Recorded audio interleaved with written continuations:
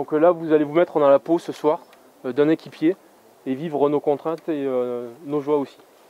Donc vous allez travailler en totale autonomie. J'attends de vous de la discrétion bien sûr, parce qu'il y aura aussi des patrouilles qui vont tourner.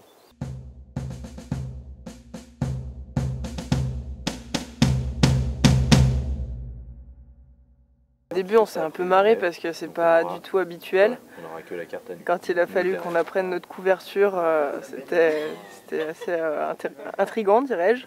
On doit apprendre la carte, on doit apprendre voilà, la stratégie qu'on va prendre, tout ça. Il fallait qu'on retienne où on devait aller chercher la balise, et donc il y avait vraiment un gros travail d'équipe.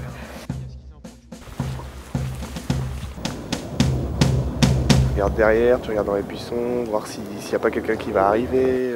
On est au milieu des bois, il y a des ronces, c'est plein de moustiques, il y a des ruisseaux à traverser, on doit aller chercher une BLM. On sait qu'il y a des gens qui traînent autour, il ne faut pas faire de bruit. Et on ne savait pas si on allait se faire kidnapper, si on allait être attaqué. En même temps, voilà, on surveillait, on avançait. Après, quand on est au point de BLM, il y a un poème à retenir. Et du coup, avec la fatigue de la journée, de la nuit, c'est pas évident à retenir. Trembler toujours, avoir une faiblesse, y succomber ou combattre sans cesse. Oh là là. Donc du coup, la moindre feuille qui bougeait ou le moindre bruit, on croyait que c'était quelqu'un qui allait nous sauter dessus. Donc... Je dois avouer que j'avais vraiment peur en fait, et que je me reposais uniquement sur mes camarades. Parce que j'étais complètement perdue sur la carte, je savais absolument pas où on allait. On doit retraverser la forêt pour rejoindre un autre point. Une fois qu'on arrive au point, faut monter un bateau.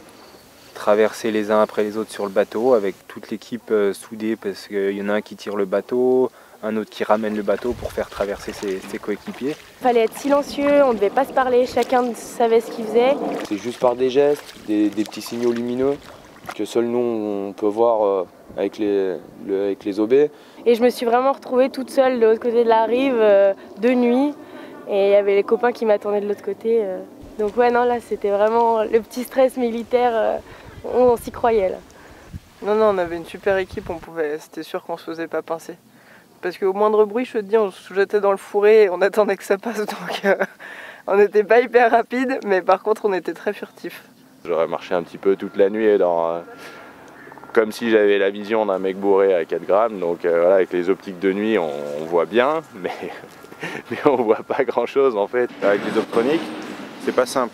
On a du mal à évaluer les distances, donc c'est-à-dire qu'on a l'impression que la branche est un peu plus loin, en fait on l'a prise dans la gueule déjà. Et puis tu bouges dans la forêt comme ça, à ramper, avec nos sacs à dos, à donner des commandements sans parler. Ça c'était vraiment militaire quoi. L'équipe qu'on est depuis le début, voilà, on est soudés, on a envie de réussir ensemble, d'avancer ensemble et on nous donne une mission et nous on a envie de mener cette mission à bien.